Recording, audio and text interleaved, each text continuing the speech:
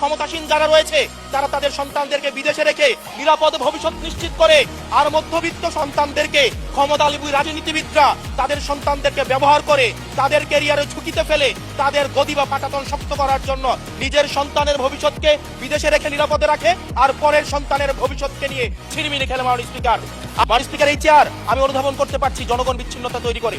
এই সংসদে বসে, এসি রুমে বসে, এসি গাড়িতে চলে, মিনিস্ট্রির এসিতে বসে, বাসার মধ্যে 24/7 আনইন্টারাপ্টেড ইলেকট্রিসিটির মধ্যে থেকে জনগণের সমস্যা বোঝা যায় না। পলিসির জায়গায় আমাদের বিরোধিতা থাকবে, পলিসির জায়গায় আমরা এগ্রিমেন্টের মধ্যে থাকবো, কিন্তু আমাদের একটা রেড লাইন টানা উচিত।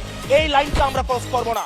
আমরা যখন শুনতে পাই যে একটা রাজনৈতিক দলকে নির্মূল করার আহ্বান একটা সরকার দল থেকে আসে, সেই বাংলাদেশে আমরা মাননীয় স্পিকার ফিরতে চাই না।